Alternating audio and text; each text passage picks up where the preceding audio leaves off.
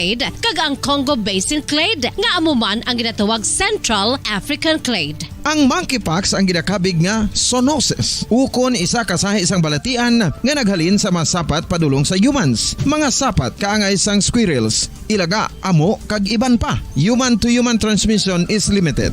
Monkeypox is transmitted to humans through close contact with an infected person or animal or with material contaminated with the virus. Base pa sa key facts ng World Health Organization ukon WHO nga ang monkeypox virus mahimo ini matransmit ukon malaton sa iban pinaagi sa bodily fluids, lesions sa panit ukon internal mucosal surfaces kaangay sa mga naghalin sa baba ukon tutunlan sang pasyente, respiratory droplets kag mga contaminated objects ukon materials kaangay sang beddings. Samtang base naman sa fact sheet sang Mayo Clinic nga isa ka medical center sa Minnesota, USA nga kun matapikan ang isa ka tawo sang monkeypox virus, ang initial symptoms amo ang paghilanat, paglingin sang ulo, nagahinubag ang mga lymph nodes kag pagadasnan sang pagtinubo-tubo sang mga rashes sa lawas tubtob nga magmangin flat patches ini. Amat-amat nga magaulbo o kon mangin nodules tubtob nga magbinitog-bitog kag mangin pus-filled blisters. Ini nga nagalabot sa 5-7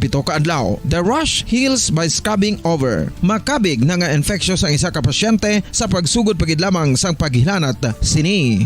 Samtang pamangkot, may bulong na bala ang monkeypox? Well, dugang pa sa fact sheet sang WHO nga ang vaccines nga ginusar sadto sa pag-eradicate sang smallpox sa bugos sa kalibutan amo man karon ang ginatublok sa mga tao batok sa monkeypox kag ang antiviral agent nga gin-develop para sa smallpox treatment nangin lisensyado naman para sa treatment sang monkeypox. Newer vaccines have been developed of which one has been approved for prevention of monkeypox.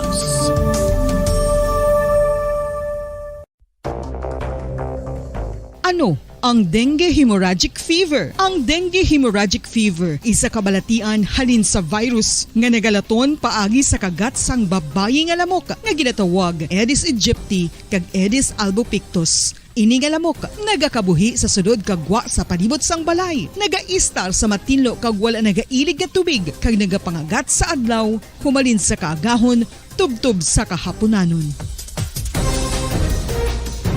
Paano makaangkon sang dengue ang isa ka tawo? Kung ikaw ang makagat sang lamok nga nakasuyop sang dugo sang pasyente nga may dengue. Kung ikaw ang makagat sang lamok nga halin sa pagkaitlog may dala nga virus. Ano ang mga palatandaan o kung sintomas sang dengue? Hinali nga hilanat nga nagadugay sang duha, tubtob 7 ka adlaw, bleeding o kung pagdugo sang ilong, panit o kung baba, kag pagsuka o kung paghigko nga may dugo, sakit sang ulo, pagpalangluya, pagdula sang gana sa pagkaon, sakit sa tiyan kag pagpalanakit sang tutunan, pagpalamula, rashes, shock, pagpalangyami, pagpalamugnaw, pagpalanglapsi, pagpalangitom, pagdasig apang mahina nga pulso, pagkalipong, pagsalasala o kon delirium. Sa karon nga uso naman ang dengue kag nagasugod na ang tigululan, ginapanugyan sa tanan nga magpanglimpyo sa aton palibot kag ugsaran, pakulbon o kon pangulaon ang tanan nga mga suludlan o kon bisan ano lang dira nga may stagnan o kon nagsupot nga tubig agud matapna ang pagbreed sang mga lamok. Pahanumdum nagikan sa Bombo Radio Bacolod. Basta Radio Bombo!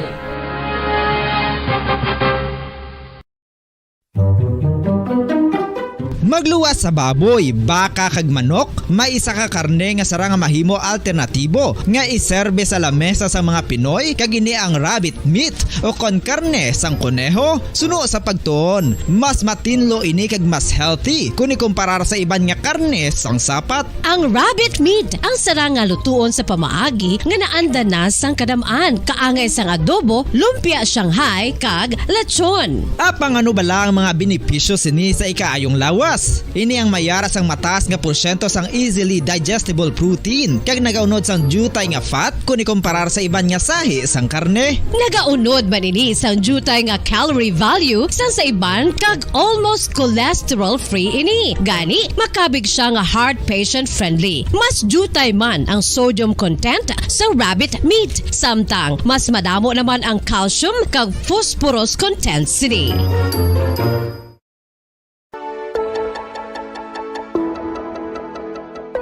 Luyag mo bala nga buligan ng imong guya nga magmangin mahining ukon makaangkon sang top of the line highlighter nga pwede lamang maangkon na sa sulod sang balay. Huo mga kabombo! No fancy skincare products, no messy do-it-yourself masks, kag ini ang pinaagi lamang sa ice cubes nga madamo naman ang nagahimo sini kag nagahambal nga epektibo ang ini nga beauty regimen kag skincare tip. Suno sa mga dermatologist, makabuligid ang pagnusnos sang ice cube sa aton guya adlaw-adlaw. Ang ice makadulot sang pagpahugot sang aton panit sa guya bangod gina-constrict sini ang mga blood vessels diri. Rason nga nagakipot man ang mga pores kag wrinkles sa aton guya. Nagapakupos pa ini sa mga inflammations kaangay sang eye bags kag pagpalangharok sang aton mga mata. Ang pag-rub sang ice cube sa aton guya makahatag sang soothing effect kung may nagatubo nga acne. Kag ang kabugnaw sang ice nagapapana sang pagpalamula sang panit dulo sang dalalagko nga mga punggod nga nagatubo kalakip na ang sunburns kag rashes. Makabulig man ang pagnusnos ng ice cube sa aton guya sa pag-reduce sa mga aging signs kaangay sang fine lines kag wrinkles ukon pagkurinot sang panit. Ini bangod nga ang coldness sang ice nagabulig sa pagpahugot sa mga pores sa aton panit, making your skin look firmer and younger. Apa ang importante nga pahanumdum, kung mag-rub o kung magnusnos ang ice cube sa guya, dapat inanay lang kag in circular motion for best results. Makaisa man lang ka best kada adlaw dapat nga mag-apply sang ice cube sa guya. Gani, ano pa ang ginahulat mo? It's time for Ice Ice Baby!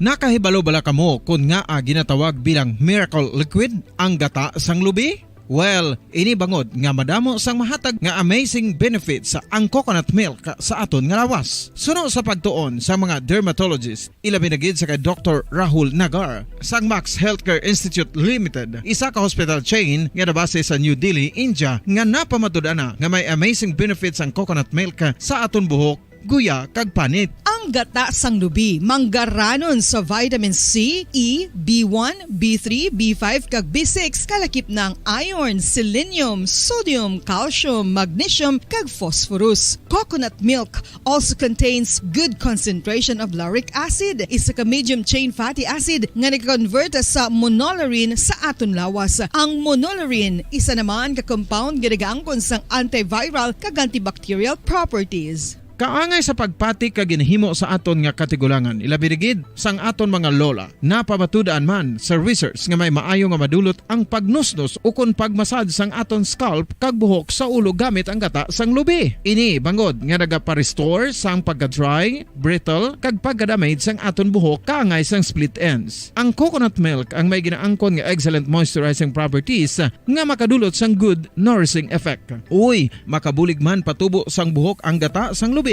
pagod sa mga essential nutrients sa pag-angkon sang healthy, shiny hair. Ginpanugyan nga mag-apply sang homemade coconut milk sa aton buhok. I-gentle massage ini sa sulod sang 3 to 5 ka minutos kag padasunan sang pagbutang sang hot towel. Pagkatapos sang 20 minutos, shampoohan ini.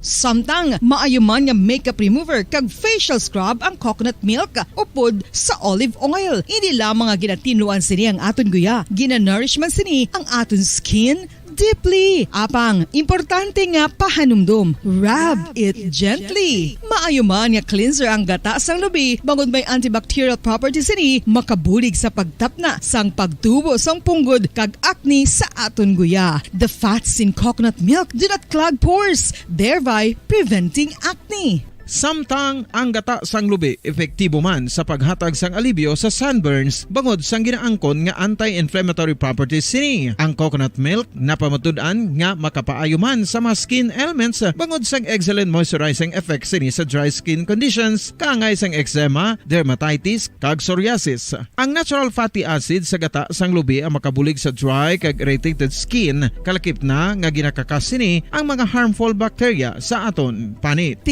Ano pa ang ginahulat nyo? Maggamit na sang homemade nga coconut milk for it really works wonders.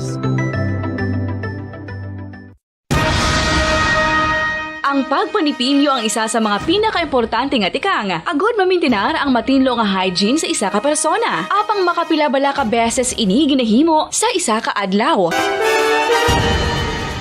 Suno sa American Dental Association, ginarekomendar ang pagpanipilyo sang makaduha ka beses sa isa ka adlaw. Sunod diri, maayo ang pagpanipilyo sa aga kag sa gabi gamit ang isa ka soft brittle brush. Para sa optimum dental health, ginapahayag sang ADA ang pagpanipilyo sang 2 ka minutos kag siguraduhon nga matinluan gid ang kada ngipon. Importante man nga tinluan ang tunga sang ngipon, isa ka beses kada adlaw. Importante man nga tinluan ang gum line, bangod posible ini nga tiniran sang bakterya. Friendly advice from Bombo Radio Bacolod.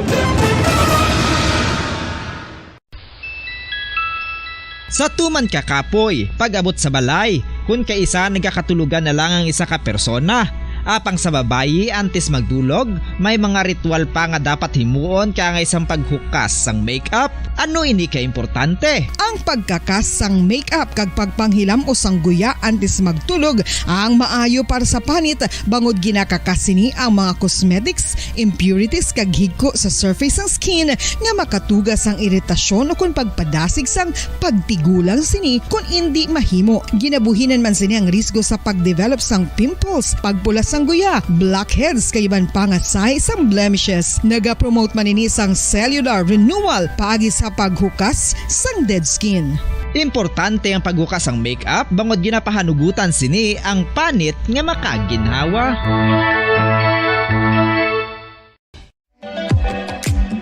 Mga kabombo, ilabi na gid sa mga kababainhan. Kung ikaw magtulog, nagasuksok ka bala sang bra o kung wala. Madamo ang mababayi ang wala nagasuksok sang bra kung sila ang magtulog. Magluwas nga ini ang komportable para sa ila. Isa sa mga rason kung nga madamo ang wala nagasuksok sang bra kung magtulog, amo ang kahadlok nga makaangkon sang breast cancer. Kangawa nga hindi magdako kag mapunggan sini ang pagkupos sang dughan.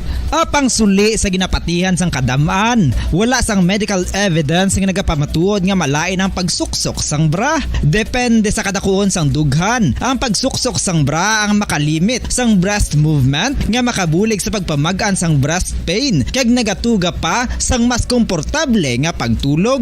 Bangod wala sang major benefits ang pagsuksok sang bra samtang nagakatulog, wala man ini sang major negative nga konsekwensya. Ang importante, matinlo kag masami ini nga ginalabhan agon nga malikawan ang mga skin issue tugas ang balhas kag bakterya.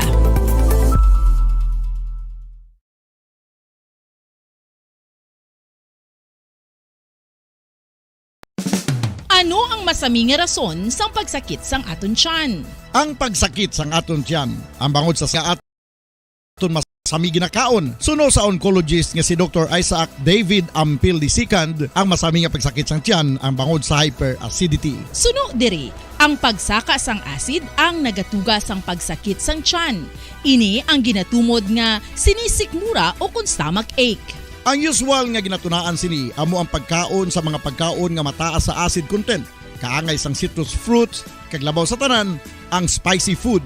Ang iban nga sources amo ang alcohol, coffee, kag masami ang pagpagutom. Ang stomach pain ang bangod man kung kaisa sa ulcer kung sa diin ginadigest sang acids ang lining sang stomach. Apang agud masiguro ang gintunaan sang stomach pain, mas maayo nga magpakonsulta sa doktor. Ang pagpanipilyo ang isa sa mga pinaka-importante nga tikang. Agod mamintinar ang matinlo nga hygiene sa isa ka persona. Apang makapila-bala ka beses ini ginahimo sa isa ka adlaw. Suno sa American Dental Association, ginarekomendar ang pagpanipilyo sang makaduha ka beses sa isa ka adlaw. Sunod diri, maayo ang pagpanipilyo sa aga kag sa gabi gamit ang isa ka soft brittle brush. Para sa optimum dental health, ginapahayag sang ADA ang pagpanipilyo sang 2 ka minutos kag siguraduhon nga matinluan gid ang kada ngipon. Importante man nga tinluan ang tunga sang ngipon, isa ka beses kada adlaw. Importante man nga tinluan ang gum line, bangod posible ini nga tiniran sang bakterya. Friendly advice from Bombo Radio Bacolod.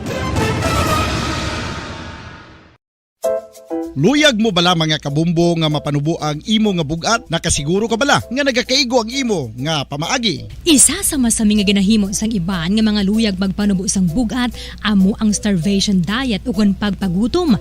Ini ang hinali nga pag-utod ukon pagpanubo sang intake sang calories.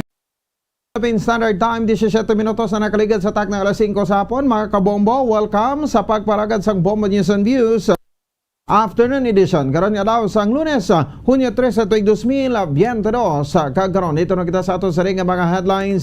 Mayor Bing Noradia gimpayag nga nakadepende sa masunod nga administrasyon kung i-repurpose ang budget para sa Bacolod Coliseum ago di pa kayo sang mga merkado. Pag-tie-up sang Negros Occidental kag Guam sa bahin sang turismo ginalauman sa mga opisyales sang probinsya. Mga gamit nga ginatumpok sa ground sa Bacolod City National High School pagkakuwaon na sang City Engineer subong nga daw. Supply sang manok sa Pilipinas nagnubo bangod sa bird flu. Gina-propose nga 10 pesos nga dugang sa flag down sa taxi ginahulat sang grupo sa mga taxi drivers. Vice Commanding Officer sang Section Guerrilla Unit sang CPP-NPA nadakpan sa gihul nga Negros Oriental. Oras sa Bombo Radio Philippine Standard Time, 15 minutos sa kaligid sa taknang alas 5 sa hapon.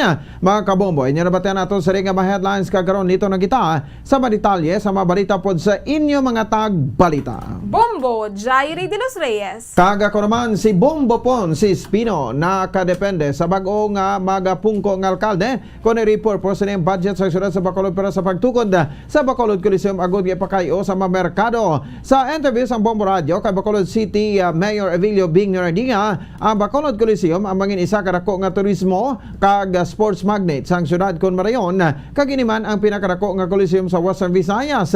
Samtang ginalook forward man sini ang pagdayon sa pagtukod sang Panay Negros Bridge.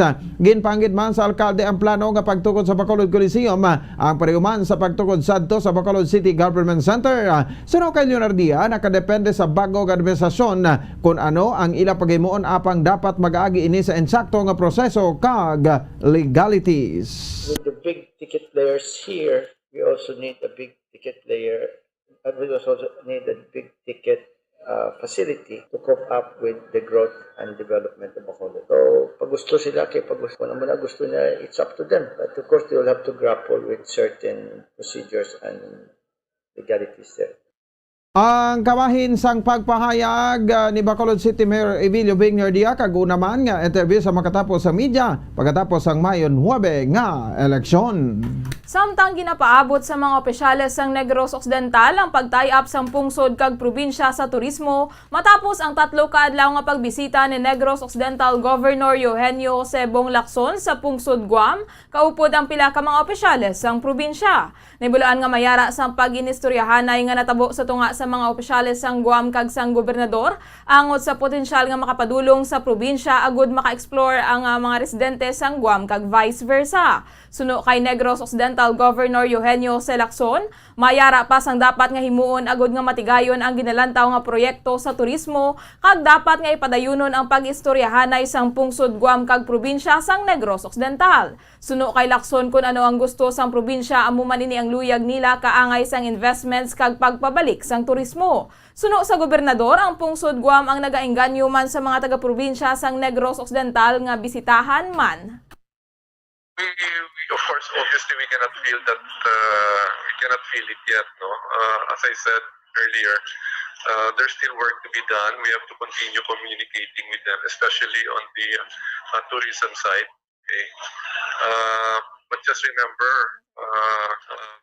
Nabatian si Negros Occidental Governor Eugenio Jose Bong Lacson. Ginpayag sang chairman sa Committee on Education sa Sagod Apang Lungsod sa syudad sa Bacolod nga nakatigaw na sila sa pagkabalanay ni Engineer Leo Benciballos nga nagpromisa nga sumugod-subog adlaw kuha na sa City Engineer sa ang mga gamit sa ground sa Bacolod City National High School. Sunod kay Councilor Reneseto Novero nga nagpahayag man si Engineer Leo Benciballos nga malin subong adlaw ila inang akwaon ang gamit nga ginbutang sa ground sa City High kag matamaton kuha ang mga ginapang tampok diri kay Isaylo sa ibang lugar nga mahimo bakan sang backfill materials.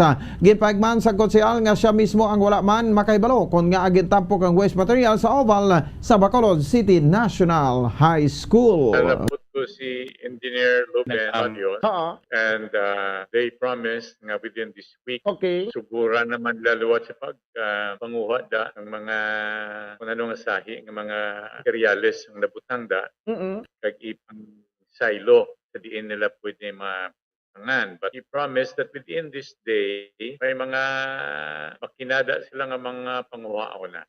Kabayan sa pagpahayag ni Councilor Reneseto Novero ang chairman sa Committee on Education sa City Council. Aminado ang provincial veterinarian sa probinsya sang Negros Occidental nga mayara sang pagnubo sa supply sang manok sa pungsod Pilipinas bangod sa bird flu. Sa interview sang Bombo Radyo Bacolod kay Dr. Rinante Dicena, mayara sang pagnubo sang supply sa pungsod Pilipinas apang ang probinsya sang Negros Occidental ang mayara sang nagakaigo nga supply sang manok. Suno kay Dicena, nagjutay ang supply sang manok sa pungsod bangod sa bird flu. Suno diri apang sa probinsya sang Negros Occidental, bastante ang supply sang manok kag ang average nga presyo sang manok ang 180 pesos tubtob 240 pesos kada kilo, samtang sa syudad sang Bacolod ang naga-average sang 215 pesos tubtob 220 pesos. Suno sa provincial veterinarian ang mga factors nga nagasaka ang presyo sang manok bangod sa pagsaka sang demand, pagsaka sa cost of transportation kag pagsaka sang labor bangod sa wage increase. Suno kay Dicena, ang probinsya sang Negros Occidental ang chicken eater kung sa diin nagakonsumo sang 70,000 ka manok kada adlaw o kon 1 million kada bulan kag kun may okasyon kaangay sang 2.5 million tubtob 3 million kada bulan. Samtang ginpahayag man sini nga ang sabor sang manok kaangay sang ginasal ang nakadepende sa food technologist kag gindumilian man sini ang pagkuha sang supply sa iban nga lugar bangod man sa bird flu. Ginathag man sini nga mahimo makapagwa sang manok ang probinsya kag ipadala sa iban nga rehiyon apang dapat mayara ini sang National Meat Inspection Service permit kag negatibo nga resulta sang antigen test sang bird flu. So ang Northern Luzon and Calabarzon amo na mauna gyang mataas ang produksyon. While ang aton sa Northern Mindanao, tatlo ni sila ka regions ang the biggest producer sang manok, especially sang broiler. Ang sa Western Visayas, number 1 kita sa bilog Pilipinas in terms of improved chicken, no? Yung mga free-range chicken, 8 million. Nabatian si Dr. Rinante Dicena, Provincial Veterinarian sa probinsya sang Negros Occidental. Ginpahayag sa provincial veterinarian sa probinsya sa Negros Occidental nga dapat mayara sang cold storage sang chicken kag mga karne sa probinsya kag syudad sa Bacolod. Agud nga mayara sa supply apisar nga may maglabay nga bagyo kon iban pa kon iban pa nga makalamidad. Sa interview sa Bombo Radio kay Dr. Rinante Dicena, kaangay lamang sa bagyo Odette bagod may cold storage sa syudad sang Sagay kag syudad sa Bacolod, mayara sang gin-supply apisar nga mayara sang mga nagkalaguba nga mga poultry farms. Samtang sunod kay Dicena, mas mapos man ang pag-produce sa supply sa pagkaon sa probinsya sa Negros Occidental. Kung mayara sa market, nagapadayon man ang provincial government sa pagpunguna ni Negros Occidental Governor Bong Lacson sa mga piso agod nga saguron sa mga mangunguma. Sa piyakabahin, nagpangabay man ini sa bagong administrasyon nga kung magpili sang Secretary sa Department of Agriculture, dapat nga makaibalo magkonsiderar sang kag pag-harmonize ang local kag national policies. Dapat man makaimo sang tikang agod nga ma-improve by extension workers locally. Kadapat man nga pasakaan ang production sa field technician kag immobilize ini bangod importante ini sa pagsanyog sang agrikultura sa pungsod.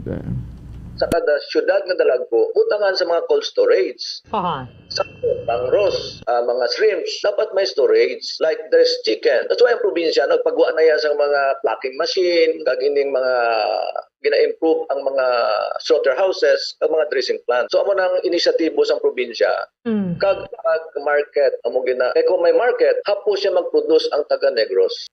Si Dr. Rinante Dicena, ang provincial veterinarian sa probinsya sang Negros Occidental. Samtang ginahulat na lang sang grupo sa mga taxi drivers nga aprobahan ang ginpropose nga 10 pesos nga dugang nga lockdown sang taxi. Sa interview sang Bombo Radyo Bacolod kay Mario Eusebio, Secretary General sang Taxi Operator sang Negros Occidental Ocontono, mayara na sila sang petition sa Land Transportation Franchising and Regulatory Board o kon LTFRB sa pagdugang sang 10 pesos sa flag down sa taxi. Kag kung magnubo man ang presyo sang gatong, mahimo man gilayon makakas ang dugang nga flag down gani hindi na kinahanglan mag-calibrate sang metro. Suno kay Eusebio, mas mabudlayan sila nga mga taxi operators kung hindi pagpadayunon ang dugang nga flag down mangod tuman na kataas ang ginsaka sang gatong. Sunod diri ang kaangay nga adjustments na tabo man sadto 4 na katuig ang nakaligad, kasunod man sang pagsaka sadto sang presyo sang gatong. Sunod diri ang 10 pesos nga dugang ang ginabanta man nga hindi man matamaan ang pasahero kag makabulig man sa mga taxi drivers. Ginpahayag man ni Eusebio nga tubtob sa karon, nagaulat pa sila sang fuel subsidy bangod wala pa gid sila nakabaton tubtob sa karon. kita midyos kay kung hindi ang driver ta di na mabuhi kung once hindi na sila mabuhi hindi na magbiyahe mga taxi kaya ton mga sasakyan madululog na tanan kung saan dapat to compromise lang naman sa parts ng mga operators and drivers nga si adjustment lagi lang na kay why na tamahimo tama na kataas tama sang presyo sang gasolina kag crudo. Nabatian si Mario Eusebio, Secretary General sang Taxi Operator sang Negros Occidental. Samtang ginpahayag man sang isa ka driver sang jeep nga kung tani idirekta na lang ang subsidy sa mga fuel stations, agod nga tanan ang makabinipisyo. Sa interview sang Bombo Radyo Bacolod sa driver nga si Paterno, nagabiyahe sang Handumanan Libertad, hindi man sila makapasaka sang pamasahe sa piyak sang asod-asod nga pagsaka sa presyo sang gatong, bangod apektado man ang mga pasahero. Suno kay Paterno, wala pa sila nakabaton sang fuel subsidy humalin sadto, gani ginapangabay na lang sini nga ang subsidy ang ibutang na lang sa mga fuel stations agod nga tanan nga mga pumuluyo ang makabinipisyo. Kung sa ako nagitani, pundo, hindi na napag-iakadto sa mga LGU abe, kay hindi na makalaramon. Damo ginapitan, higo makalampot sa natungdan, bukog lang. Huwag swerte, pati bukog, huwag gani. Para sa ako, no? Kadamo na natabo nga, nagnagabot mga subsidi, pero maski kaysa huwag pilaw. Nabatian ang driver nga si Paterno nagabiyahe sang Handumanan Libertad nga jeep. Nakaunong na sa Gihulungan City Municipal Police Station ang isa ka leader sang CPP-NPA paagi sa Intensified Military Operations sa Community Sustainment Operation kag Local Peace Engagement sang 62nd Infantry Unifier Battalion kag sama kapulisan sa Gihulungan City kahapon Hunyo 12 tuig 2022 sa Sitio Anahaw, Barangay Sandayao, Gihulungan City, Negros Occidental. Ginkalala ang nadakpan kay Macario Pat Sr. alias Lawin, Vice Commanding Officer sang Section Guerrilla Unit sa idalom sang Center Negros 1. Sa interview sa Bombo Radio kay Bacolod kay Lieutenant Colonel William Pisasi Jr., 62nd IB Commanding Officer, si Pat isaman ka regular nga armado sang Central Negros Front kag supervising head sa gin-organize nga local nga NPA sa inter-barangay sa Gihulungan City. Suno kay Pisasi ang nadakpan ang naga-facilitate man sa pagpasulod sa mga armado sa area, sila ang naga-facilitate kag siya man ang nagatudlo sa Batagas. Involvado man ang nadakpan sa pagbatay sa KAFGO sa bulan sa Marso sa Barangay Sandayao, Gihulungan City.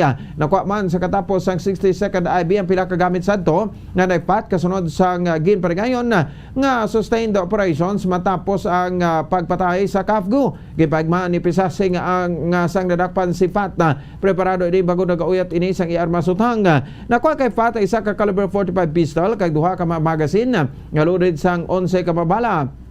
Maduga naman ini nga ginaengganyo sang iya pamilya nga magsungka sa motoridad apang wala ini magpamati. Gipagman siri nga si Fat Amaera sang kabataan nga armado man nga ginaengganyo man sa karon nga magbalik sa sabak sa gobyerno kag makakuha sang benepisyo sang sabrakpan kang mapriso o kon mahimo mapatay sa engkwentro. Gipagman ni Pesase nga lain ang ginapalabot sa kadaypat nga impormasyon nga kung sila ang mag-surrender silang patsyon sa gapon ko sirin baliskan sa matuod nga nagakalatabo sa mga surrenderers. May kaso man si Pat nga multiple murder, magluwas pa sa kaso nga pagbatay sa KAFGO sa Barangay Sandayao Sadto. Nagpanawagan ang commanding officer sang 62nd IB sa mga yara pa sa ublag nga magbalik na sa sabak sa gobyerno agud sila mabuligan sa gobyerno kag matagan sang benepisyo. Nagapati man ini nga kon masustain ang mga programa sang NTF-ELCAC sa dayon madula na ang CPP-NPA. Ginpasalbatan man sini ang tanan nga LGUs nga aktibo sa pagpatuman sang nasambit nga programa. Actually, naka-ready to Naka-gear siya sa baril niya Buti na lang hindi lumaban. Nakita niya siguro na marami yung may dala siyang baril. May 45 siya, may mga bala. Yung initial interview dun sa mga kamag-anak niya, siguro based naman daw siya na surrender. Pero yun lang siguro dahil medyo matagal na siya na armado. Ayaw niya. May anak siya na armado rin. Si Lieutenant Colonel William Pisasi Jr., ang 62nd IB Commanding Officer. Arestado ang mag-amay kag isa pa kalalaki sa ginpatigayon nga joint buy-bus operation sa mga otoridad sa Barangay 1 Syudad sang Bacolod. Ginkilala ang mga suspitsado nga sanday Fanny Velequier alias Berto, 51 anyos kag residente sang Barangay Tublawan, Estampa, Tugas, Davao del Sur, Mindanao. Martin Velequier alias Lahong, 24 anyos, residente sang Barangay 1 Bacolod City, Negros Occidental, kaga Elric Matusa alias Periols, 22 anyos, residente sang Barangay 35 Bacolod City. Sa interview sang Bombo Radyo Bacolod kay Agent Jose Ramir Batigas, mayara sila sang kaupod sa Philippine Drug Enforcement Agency Aklan Provincial Office nga residente sang syudad sang Bacolod, kung saan may nag-report diri nga informant nga mayara sang drug den. Mangusini nag-coordinate sila sa team sang PIDEA sa Negros Occidental, Regional Enforcement Team kag Station Drugs Enforcement Team sang Bacolod Police Station 2 agud mapatigayon ang operasyon. Nakuha sa paginakop sa mga arestado ang 5 ka small heat-sealed transparent plastic sachet nga nagaunod sa suspected shabu, 2 ka medium heat-sealed transparent plastic sachet nga nagaunod sa suspected shabu, kag iban pa nga mga drug paraphernalia. Ang nakumpiskar nga illegal nga droga ang nagabugat sang 10 ka gramos kag may estimated market value nga 68,000 pesos. Ang mga sospetsado ang gindala sa syudad sang Iloilo para sa drug test, kag ang mga ini ang yara sa idalom sang kustodiya sang PIDEA Aklan Provincial Station.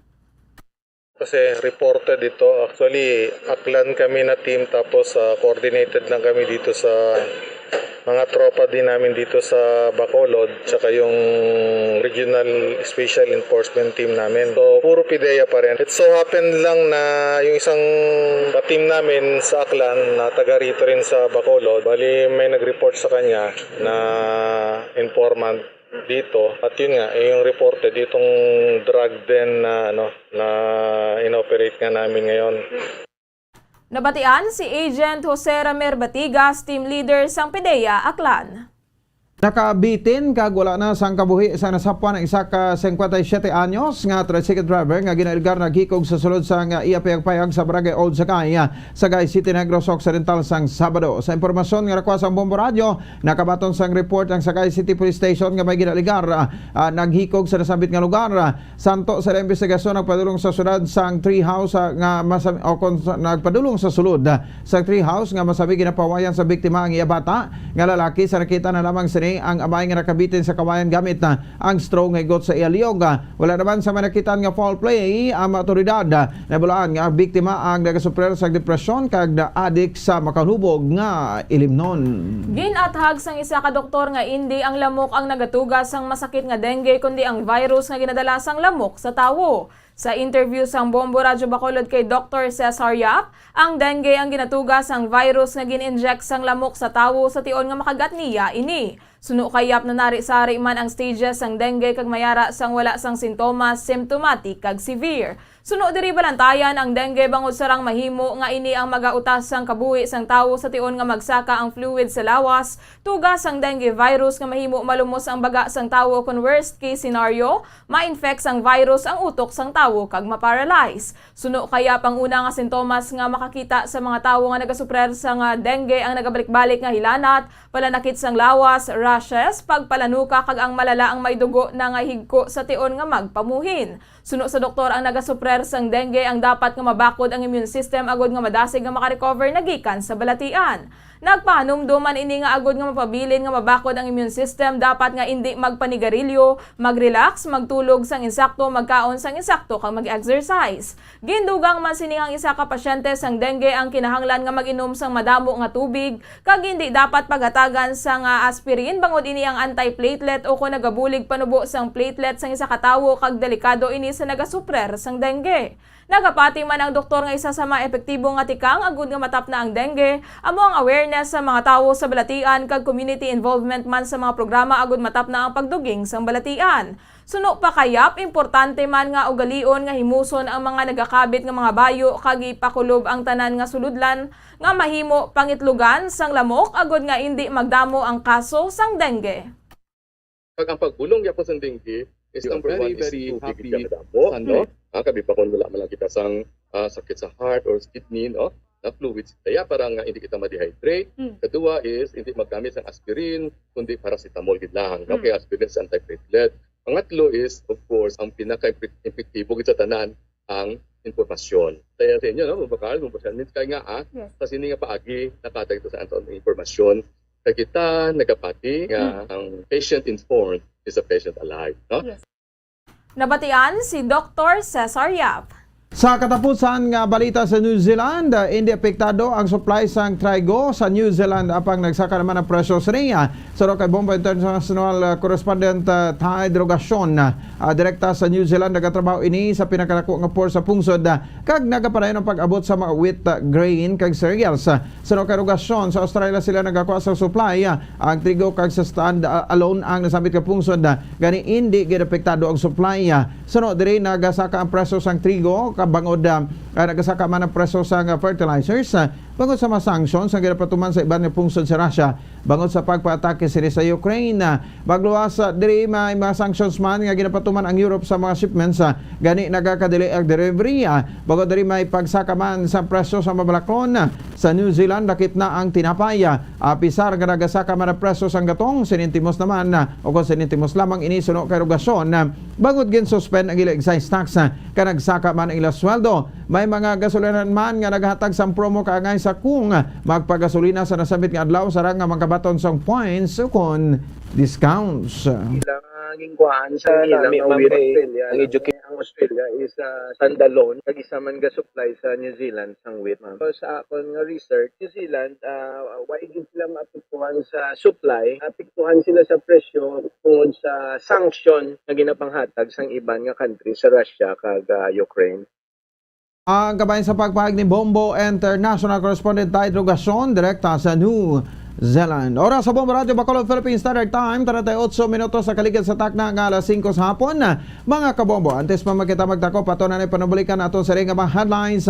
Mayor Bing Nardia, gipahig nga nakadepende sa masunod nga administrasyon kung i-repurpose rin budget para sa Bacolod Coliseum agud ipakayo sa mga merkado. Pag-tie up sang Negros Occidental kag Guam sa bahin sang turismo ginalauman sa mga opisyales sang probinsya. Mga gamit nga gintampok sa ground sa Bacolod City National High School pagkakuha na sang City Engineers subong adlaw. Supply sa manok sa Pilipinas nagnubo bangod sa bird flu. Gina-propose nga na pulo ka pesos nga dugang sa flag down sa taxi ginulat sang grupo sa mga taxi drivers. Vice Commanding Officer sang Section Guerrilla Unit sang CPP-NPA nadakpan sa gihulngan Negros Oriental. Mga kabombo, inyo nabatian ang kabugusan nga pagbalita sang Bombo News and Views sa afternoon edition karon nga adlaw sang Lunes, pesa 13 sa bulan sa Hunyo tuig 2022. Kag standby na kamo sa masunod nga palatuntunan ang Bombo Report sa afternoon edition upod sa kay Bombo Dennis Rubica. Kag sa katapusan, kami ang inyong mga tagbalita. Bombo Jairi de los Reyes. Kag ako naman si Bombo Ponce Espino. Nagapasalamat sa upo na pagpamati para sa pambansang radyo ng Pilipinas. Consistent overall number 1 sa Bacolod. Basta Radyo! Bombo! Kag sa ato sa ring Bombo News Analysis. Sagin padala sa isa sa maukod nga tagpamati sang Bombo Radio Bacolod. Kinbasa ni Bombo Daniel Lecciones may tigulo. Anaron na lang naton. Anaron na lang naton ang aton tagsa ka kaugalingon. Sining wala katapusan nga pagsaka sang gatong. Presyo sa nagapanguna nga balaklon, matingala ka lang kung ang gabaligya imo pamangkuton, hindi ka man matagaan sang klaro nga rason. Magamo sini alakat sang aton ekonomiya. Ang tag-20 nga bugas daw wala na sang tsansa. Dugay naman pang hakroy sang aton mga kauturan, labi na gid ang remedyo general nga mulanggid ang ila palangitan-an. Ang aton na lang sini pagahimuon, aton kapisan aton lang pagadublihon. Kaya mulanggid ini ang nagakaigong solusyon nga ini magutman ang pamilya naton.